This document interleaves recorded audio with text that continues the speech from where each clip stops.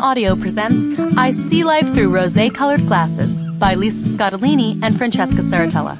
Read for you by the authors.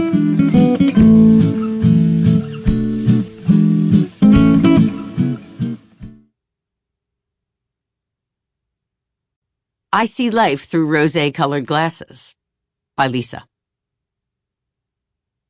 Welcome to our fun and fizzy collection of stories taken from our actual lives as a mother and daughter. Sometimes we fight, sometimes we make up, and sometimes, yes, we drink. One of the pleasures of having an adult daughter is that you can share a glass of rosé with her, and by the second one, you forget what you were fighting about. But that's not the point of this book, or its title. We're not that literal. This is the 8th book in a best-selling series chronicling our lives, which I bet happen to look a lot like your lives, if less well-behaved. Like you, we've had our ups and downs, but in this book, we look at the upside of ups and downs. And that's the meaning of this title. You know how you feel after a few sips of rosé? That life is good? That none of your troubles are really that troubling? That you're lucky just to be alive, to taste something sweet on your tongue, to feel the sun on your face and shoulders, and to share the company of your family, friends, or even your dog or cat?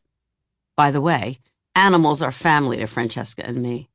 We're both dog and cat crazy, and you know that as soon as you met us because lint rollers can only do so much. Anyway, that rosé feeling is one you can capture even if there's no alcohol in sight. Anytime you get a moment or take one, just to pause and savor the simple pleasures. Of course, the best time to do that is in summer, when you're officially allowed to slack for vacation, which turns out to be just more work for Mom by the seaside. Still, even a change of scenery can help you exhale, set aside your stress, and take a hiatus from tasks and things to-do lists.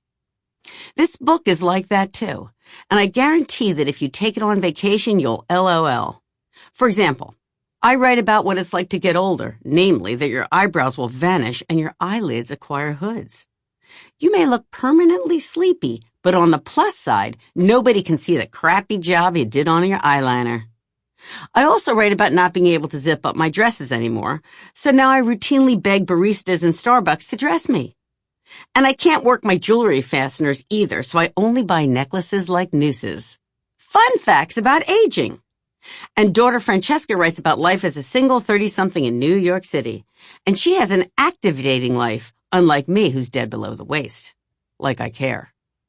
Francesca writes about the light side of dating, and since she's getting older and wiser herself, she's learning to spot the red flags that separate the men from the boys. She's dodged her share of man bullets, and she's not shy about telling you about them. She even writes about how to break up with a guy, with lots of laughs and better advice than, slip out the back, Jack. Of course, mothers and daughters may be different, but the similarities are undeniable. Like I write about cleaning out my refrigerator and finding aspirational condiments, and she writes about cleaning out her purse and finding past lives in her handbag time machine. You get the idea. We take real life and make it funny. And summer vacation is all about fun. And even if you don't get any vacation, you should read this book or listen to it because it'll make you feel like you're on one. And isn't that the purpose of a book or an audiobook? To help you escape the everyday, to make you laugh out loud, and to make you feel centered and relaxed. It's like a glass of rosé between two covers. Read between the wines. Pull up a beach chair, sit back, turn the page, and take a sip. Can you hear me now? By Francesca. Can you hear me now? That is the question my mom and I ask each other most often over the phone, even beating out, "What did you have for dinner?" Do other people talk about food like we do? I like to know what I'm missing, and my mom needs to know I'm not starving. For two women who talk a lot, we suffer from bad cell phone reception, and only for our calls to one another. It's like the universe is playing a cruel trick on us, or maybe saying enough already. But whenever we call each other, the sound cuts in and out. And every time, we take it personally. We know the problem is external, and yet we inevitably start blaming each other. It shows the limits of human nature, or at least mother-daughter nature.